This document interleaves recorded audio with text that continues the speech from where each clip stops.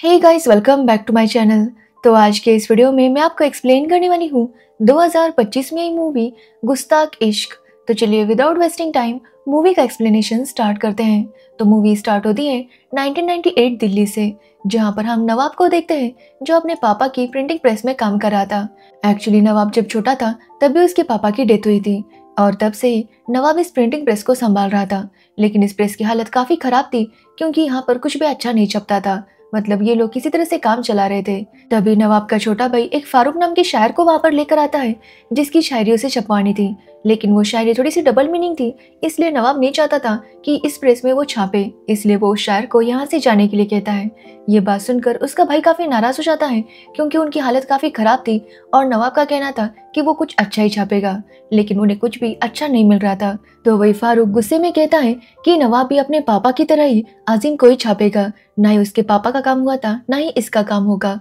अब ये सुनने के बाद नवाब सोच में पड़ जाता है कि आखिर ये अजीज कौन है। वो अपनी माँ से भी अजीज के बारे में पूछता है, लेकिन उसकी माँ उसे कुछ भी नहीं बताती। जिसके बाद नवाब उसके पापा के एक दोस्त के पास जाता है और उससे अजीज के बारे में पूछता है। तो वो बताती है कि नवाब के पापा और अजीज दोनों बहुत अच्छे दोस्त थे। एक्चुअली अजीज की शायरियाँ बहुत ज़्यादा फेमस थी और नवाब के पापा उसके सबसे बड़े फैन और उसके जिगरी दोस्त। दोनों की दोस्ती बहुत ज़्यादा गहरी थी। बट एक दिन अचानक अजीज दिल्ली छोड़कर चला गया। वो कहाँ गया, क्यों गया, किसी को भी नहीं पता, लेकिन उसके पास उसका एक नंबर था जो वो नवाब को देती है। अब नवाब जब उस नंबर पर कॉल करता है तो एक लड़की कॉल रिसीव करती है। तो नवाब उसे बताता है कि वो अजीज से मिलना चाहता है। तो वो लड़की उसे एक स्टेशन पर बुलाती है और कहती है कि वो आते हुए ब्लैक शेरवानी पहन कर आए। जिसके बाद नवाब वैसा ही करता है और अपने दोस्त से कुछ पैसे और उसकी ब्लैक शेरवानी लेकर वहां से निकल आता है।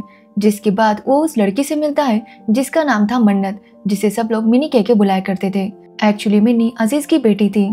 यहाँ पर नवाब मिनी को बताता है कि वो अजीज की शायरी छपवाना चाहता है, जो सुनकर मिनी कहती है कि उसके पापा कभी भी इसके लिए नहीं मानेंगे। साथ ही उन्होंने अब शायरी लिखना भी बंद कर दिया है। अब ये बात सुनकर नवाब सोच में पड़ जाता है कि आखिर वो क्या करेगा, क्योंकि उसे कुछ भी करके अपने पापा की प्रिंटिंग प्रेस फिर से स्टार्ट करनी थी, लेकिन इसके लिए उसे अजीज की शायरियों की जरूरत थी। इसलिए वो डिसाइड करता है कि वो एक बार जाकर अजीज से बात करेगा। जिसके बाद वो अजीज से मिलने जाता है, जहाँ पर अजीज अपने घड़ियों की दुकान में घड़ी रिपेयर कर रहा था। अब नवाब अजीज से झूठ बोलता है कि वो उसका बहुत बड़ा फैन है और उससे शायरी सीखना चाहता है, जो सुनकर अजीज भी काफी खुश होता है। साथ ही उसे ब्लैक शेरवानी पहनकर जो लोग आते थे वो बहुत ज्यादा पसंद थे, इसलिए वो नवाब को अपने घर लेकर आता है, जहाँ पर वो नवाब के साथ काफी बातें करता है और उसे शायरी सिखाने के लिए मान जाता है। तभी वहां पर मिनी भी आती है, जो कि नवाब को वहां पर देखकर काफी शौक थी, क्योंकि उसे लगा था कि नवाब अब वापस लौट जाएगा, लेकिन वो तो उसके घर आ गया था। साथ ही हम देखते हैं कि मिनी हमेशा गुस्से में रहा करती थी। अब ऐसा क्यों था इसके बारे में हमें बाद में पता चल जाएगा। तो वही हम नवाब को देखते हैं, जिसे पहली नजर में मिनी से प्यार हो गया था। अब नवाब डिसाइड करता है कि वो कुछ दिनों के लिए इसी शहर में रहेगा, जिसके बाद वो अजीज को एक दिन मना लेगा और उसकी शायरी छापेगा। इसलिए वो एक लॉज में रुकता है और हर रोज अजीज के घर जाने लगता है, जहाँ पर उसके और अजीज के बीच में काफी सारी बातें होती और नवाब उसे शायरी सीखने का नाटक कर रहा था। लेकिन ऐसा करते हुए वो सच में अजीज के साथ काफी ज्यादा घुल मिल जाता है। मतलब उसके साथ उसकी अच्छी दोस्ती हो जाती है और वो हमेशा उसके साथ टाइम स्पेंड करने लगता है। साथ ही वो मिनी को भी हमेशा देखता रहता। यहाँ पर हम समझ पाते हैं कि कहीं ना कहीं मिनी भी नवाब को पसंद करने लगी थी। अब ऐसे ही एक महीना गुजर जाता है और नवाब अभी भी यहीं पर था। नवाब का छोटा भाई उसे बार बार कॉल करता तो नवाब उसे यही कहता कि वो जल्दी अजीज को मनाकर आ जाएगा, लेकिन इससे नवाब का छोटा भाई काफी परेशान था, क्योंकि वो चाहता था कि जल्दी से वो पैसों का कुछ बंदोबस्त करे और उनकी फाइनेंशियल कंडीशन सुधर जाए। लेकिन नवाब को पूरा भरोसा था कि वो अजीज को शायरी छपवाने के लिए मना लेगा। अब ऐसे ही कुछ दिन गुजर जाते हैं और एक दिन नवाब डिसाइड करता है कि वो मिनी से बात करेगा, लेकिन तभी वो देखता है कि एक आदमी मिनी को परेशान कर रहा था और ये देखकर नवाब काफी गुस्सा हो जाता है और उस आदमी को पीटने लगता है। तो मिनी उसे रोकती है और बताती है कि ये उसका हस्बैंड है, जो सुनकर नवाब काफी हैरान था, क्योंकि वो तो मिनी से प्यार करने लगा था, लेकिन मिनी का हस्बैंड था, जिसकी वजह से वो काफी उदास हो जाता है। अब रात को नवाब यही सोच रहा था कि आगे वो क्या करे। अब दूसरे दिन मिनी नवाब से मिलने आती है और उसे बताती है कि उसका जो हस्बैंड था वो उसे बहुत ज़्यादा परेशान किया करता था, जिसकी वजह से उसने अपने हस्बैंड को डिवोर्स दिया। अब ये सुनकर नवाब काफ़ी खुश था। वो मिनी से कहता है कि मिनी की लाइफ का वो बुरा चैप्टर था, तो मिनी को उसे वहीं पर ख़त्म करके अपनी लाइफ में फिर से खुशियों को आने देना चाहिए। आखिर वो कब तक ऐसे ही रहेगी। जो सुनकर मिनी भी उसकी बात समझ जाती है और उसे भी पता था कि नवाब उसे पसंद करता है, जिसके बाद वो और नवाब एक दूसरे के साथ बहुत ज़्यादा टाइम स्पेंड करने लगते हैं। मतलब यहाँ से उनका रिलेशन शुरू हो जाता है। अब सब कुछ बहुत अच्छा चल रहा था, लेकिन एक दिन अजीज की आंखों में दर्द होने लगता है, इसलिए उसे हॉस्पिटल लेकर जाने लगता है। तब मिनी नवाब को कॉल करती है और उसे भी हॉस्पिटल बुलाती है। अब नवाब भी वहां पर जा ही रहा था कि तभी उसका भाई आता है और उसे बताता है कि उनकी माँ को हार्ट अटैक आया है। जो सुनकर नवाब तुरंत दिल्ली वापस आ जाता है तो देखता है कि उसकी माँ बिल्कुल ठीक थी। तो वही मिनी देखती है कि नवाब यहाँ से जा चुका है और ये देखकर उसे काफ़ी बुरा लगता है कि नवाब उन्हें इस तरह से मुसीबत में छोड़कर चला गया था। तो वही अजीज साहब की आंखों का ऑपरेशन हो जाता है और उनकी आंखें ठीक हो जाती है, लेकिन ऐसा कहा जाता है कि वो जल्दी अपनी आंखों को खो देंगे। तो वही नवाब भी समझ नहीं पा रहा था कि उसके भाई ने माँ को लेकर इतना बड़ा झूठ क्यों बोला। उसकी माँ तो बिल्कुल ठीक थी। तो उसका भाई बताता है कि वो प्रेस को किसी को रेंट पर लेने वाला है, ताकि इससे उन्हें रेंट भी मिलेगा और उनकी फाइनेंशियल ज़रूरत भी पूरी हो जाएगी। अब ये सुनकर नवाब काफ़ी शौक था कि उसके पापा की प्रेस चली जाएगी, बट उसके भाई का कहना था कि उसके पापा भी जिंदा नहीं है, लेकिन वो लोग हैं, उन्हें अपने बारे में सोचना चाहिए। इसलिए वो डिसाइड कर लेता है कि वो उसे किराए पर दे देगा। इसलिए वो प्रेस का सारा सामान निकालने लगता है। ये देखकर नवाब को काफ़ी बुरा लगता है कि उसका भाई उसकी बिल्कुल भी रिस्पेक्ट नहीं कर रहा था और उसे इस बात का बहुत बुरा लगता है। अब नवाब फैसला कर लेता है कि वो वापस अजीज के पास जाएगा, लेकिन जब वो जा रहा था तो उसकी माँ उसे एक सच बताती है। वो बताती है कि एक्चुअली नवाब के पापा और अजीज दोनों बहुत अच्छे दोस्त थे। तब अजीज की मंगेतर थी अमृता, जो कि प्रेग्नेंट थी। मतलब अब तक उसकी और अजीज की शादी नहीं हुई थी। तो वही अजीज काफ़ी ज़्यादा फेमस हो रहा था, बट साथ ही उसके अफेयर्स भी बहुत ज़्यादा बढ़ रहे थे। ये बात नवाब के पापा को बिल्कुल भी अच्छी नहीं लगती, इसलिए वो अजीज को समझाते हैं कि वो ये सब करना बंद कर दे, क्योंकि अमृता उससे इतना प्यार करती है तो फिर उसे ऐसा नहीं करना चाहिए। लेकिन अजीज अपनी मर्जी का मालिक था, वो तो हमेशा अफेयर्स करता रहता। बट जब इसके बारे में अमृता को पता चला तो उसने खुद को खत्म कर लिया। ये देखकर अजीज भी काफी हैरान था, जिसके बाद नवाब के पापा ने सब कुछ संभाला। लेकिन एक दिन अचानक से अजीज गायब हो गया और ये देखकर नवाब के पापा पूरी तरह से टूट गए, क्योंकि वो अपने प्रेस में अजीज की शायरियों को छापना चाहते थे। लेकिन अजीज एक दिन अचानक से गायब हो गया, जिसकी वजह से नवाब के पापा समझ नहीं पाए कि वो क्या करें। उन्होंने काफी ज्यादा कोशिश की अजीज से बात करने की, लेकिन अजीज का कहीं पर भी पता नहीं चला और एक दिन उनकी भी मौत हो गई। उसके बाद से नवाब की मम्मी ने कभी भी अजीज के बारे में बात नहीं की और किसी को करने भी नहीं दी। अब ये सब सुनने के बाद नवाब वापस अजीज के पास चला जाता है, जहाँ पर अजीज की आंखों का ऑपरेशन हो चुका था और वो नवाब को वापस देखकर बहुत ज्यादा खुश था। तो वही मिनी भी जब नवाब को देखती है तो वो पहले तो उस पर गुस्सा थी कि वो अचानक से चला गया था, लेकिन नवाब उसे समझा देता है कि क्या प्रॉब्लम हुआ था, जिसके बाद मिनी भी उसकी बात समझ जाती है। अब यहाँ पर नवाब मिनी को बताता है कि वो अजीज को शायरी छापने के लिए कन्विंस करना चाहता है।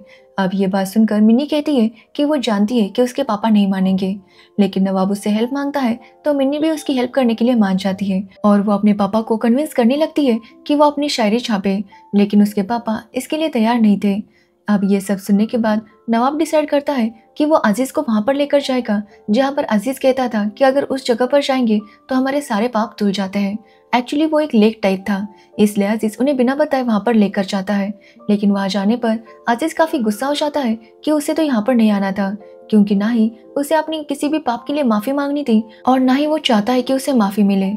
अब ये सुनकर नवाब काफी गुस्सा हो जाता है कि आखिर अजीज इस तरह से बिहेव क्यों कर रहा है। वो उससे कहता है कि अगर अजीज शायरी छपवाने के लिए मान जाएगा तो सब कुछ ठीक हो जाएगा, अजीज काफी फेमस भी हो जाएगा, साथ ही उन्हें काफी पैसे भी मिलेंगे, जिससे मिनी भी अपनी माँ के नाम से लाइब्रेरी स्टार्ट कर सकती है। साथ ही उनके साथ जो अटैची नाम का बंदा था वो भी शादी कर पाएगा। लेकिन ये सब सुनने के बाद भी अजीज शायरी छपवाने के लिए तैयार नहीं था। ये सुनकर नवाब उस पर काफी गुस्सा होता है और कहता है कि अब वो यहाँ से चला जाएगा, वो यहाँ पर नहीं रुकेगा। जिसके बाद नवाब अटैची से बात करता है और उसे कहता है कि वो अजीज की बुक लेकर आए, जिसमें अजीज ने अपनी सारी शायरियाँ लिखी थी। अब ये सुनने के बाद अटैची वैसा ही करता है क्योंकि वो भी चाहता था कि अजीज के प्रॉब्लम सॉल्व हो और वो फेमस हो जाए। जिसके बाद नवाब जब उस बुक को पढ़ने लगता है तो वो अजीज के रूम के पास जाकर रुक जाता है। तब हम देखते हैं कि मिनी अजीज से पूछती है कि वो खुद को संभाले और आखिर वो ऐसा क्यों कर रहा है। तो अजीज उसे बताता है कि जब वो फेमस था, मतलब जब वो यंग था और फेमस होने लगा था, तो उसके बहुत ज्यादा अफेयर्स हो रहे थे और इसी चक्कर में उसने अमृता का दिल तोड़ दिया। मतलब एक दिन जब अजीज किसी लड़की से रोमांस कर रहा था, तभी वहां पर अमृता ने उसे देख लिया और उसका दिल टूट गया। अमृता तब प्रेग्नेंट थी और वो इस हादसे को बर्दाश्त नहीं कर पाई, जिसके बाद अमृता की डिलीवरी हुई और उसे हुई मिनी। लेकिन उसके बाद अमृता ने खुद को खत्म कर लिया। अब ये बात जैसे ही अजीज को पता चली, वो पूरी तरह से टूट गया। मतलब वो अमृता से बहुत प्यार करता था, लेकिन उसे एहसास ही नहीं हुआ कि वो क्या कर रहा है और वो अब तक अपनी शायरी से अमृता से माफी मांगता है। मतलब उसकी हर शायरी अमृता के लिए एक माफीनामा होती है। अमृता को खोने के बाद उसे एहसास हो गया कि वो अमृता से कितना प्यार करता था, लेकिन अब उसके लिए काफी देर हो चुकी थी। इसलिए वो दिल्ली छोड़कर यहाँ पर आ गया और सबसे रिश्ता तोड़ दिया। जिसके बाद उसने बस अपनी शायरी करने में ही अपनी लाइफ गुजार दी, क्योंकि उसकी हर शायरी वो अमृता से माफी मांग रहा था। उसकी शायरी में अमृता के लिए माफीनामा था, तो फिर वो इसे कैसे नीलाम कर सकता है या फिर कैसे इसे बेच सकता है। अब ये सब सुनने के बाद नवाब को भी एहसास हो जाता है कि वो कितना गलत था। इसलिए वो अजीज की बुक वहीं पर छोड़कर वहां से जाने लगता है कि रास्ते में उसका एक्सीडेंट हो जाता है, जिसमें उसे बहुत ज्यादा चोट लगी थी। तभी वहां पर एक आदमी आता है और नवाब को अपने घर लेकर जाता है और वहां पर उसका इलाज होने लगता है। तो वही हम अजीज को देखते हैं जो काफी ज्यादा परेशान था और एक दिन उसकी मौत हो जाती है। तो वही नवाब को जब होश आता है तो वो अजीज से माफी मांगने के लिए आता है, लेकिन तब तक अजीज की डेथ हो गई थी। अब मिनी नवाब को वो कैसेट देती है जो कि अजीज ने उसके लिए छोड़ी थी। अब नवाब जब उस कैसेट को सुनता है तो उसमें अजीज की रिकॉर्डिंग थी, जिसमें अजीज ने कहा था कि वो जानता है कि नवाब कौन है। मतलब नवाब का पहली बार जब उसने नाम सुना था तभी वो समझ गया था कि ये उसके दोस्त का बेटा है, क्योंकि नवाब बिल्कुल अपने पापा की तरह दिखता था और उसे देखकर उसे ऐसा लगा कि जैसे वो अपने दोस्त से ही बात करता है और इसी वजह से वो उसे अपने घर लेकर गया। वो कहता है कि उसने नवाब के पापा के साथ भी बहुत गलत किया था, जिसके लिए वो उसे माफ़ी भी नहीं मांग पाया। अब यहाँ पर अजीज कहता है कि वो जानता है कि हमें जिंदा लोगों के बारे में ज़्यादा सोचना चाहिए, ना कि मरे हुए। इसलिए वो कहता है कि वो चाहता है कि उसके ये सारे शायरी नवाब छाप दे, लेकिन उसमें अजीज का नाम ना लिखे, क्योंकि हर शायर मशहूर हो ये ज़रूरी नहीं होता। इसलिए वो उसे रिक्वेस्ट करता है कि वो इन शायरियों को उसके नाम से ना छापे। साथ ही वो नवाब से कहता है कि वो कभी कभी उसकी कब्र पर भी आया करे, जैसे वो पहले बातें किया करते थे वैसे ही बातें करेंगे। साथ ही उससे एक और रिक्वेस्ट करता है कि जब नवाब को उसकी बेटी हो तो वो उसका नाम अमृता रखे। अब ये सब सुनने के बाद नवाब अजीज की कब्र के पास जाता है और उन सारे पेपर्स को वहां पर रख देता है, क्योंकि वो जानता था कि अजीज कभी नहीं चाहेगा कि उसकी शायरियाँ नीलाम हो।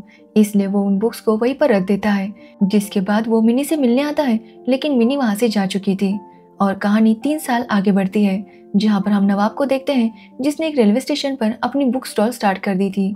साथ ही वो भी अब शायरी सीख गया था और अपनी शायरी बोलने लगा था। ये देखकर बाकी के लोग उससे पूछते हैं कि आखिर वो अपनी शायरी इतना अच्छा बोलता है तो छपवाता क्यों नहीं। तो नवाब कहता है कि जब छपने लायक हो जाएगी तब वो छपवाएगा। कि तभी उसे एक ट्रेन में मिनी दिखाई देती है और वो भागता हुआ उस ट्रेन में जाता है और मिनी से पूछता है कि आखिर वो 3 सालों से उसे ढूंढ रहा है और वो अब तक उसे क्यों नहीं मिली थी। तो मिनी उसे कहती है कि वो कई बार यहाँ से जा चुकी है और उसने हमेशा नवाब को देखा है, लेकिन नवाब उसे छोड़कर गया था, इसलिए वो चाहती थी कि नवाब खुद उसके पास आए। अब ये सुनकर नवाब उसे गले लगाता है और यहीं पर ये स्टोरी एंड हो जाती है। तो ये थी गुस्ताख इश्क मूवी की स्टोरी। अगर आपको इस मूवी की स्टोरी और मेरा एक्सप्लेनेशन पसंद आया हो तो वीडियो को लाइक कमेंट शेयर जरूर करना और मेरे चैनल को सब्सक्राइब करना बिल्कुल मत भूलना। Thanks for watching video.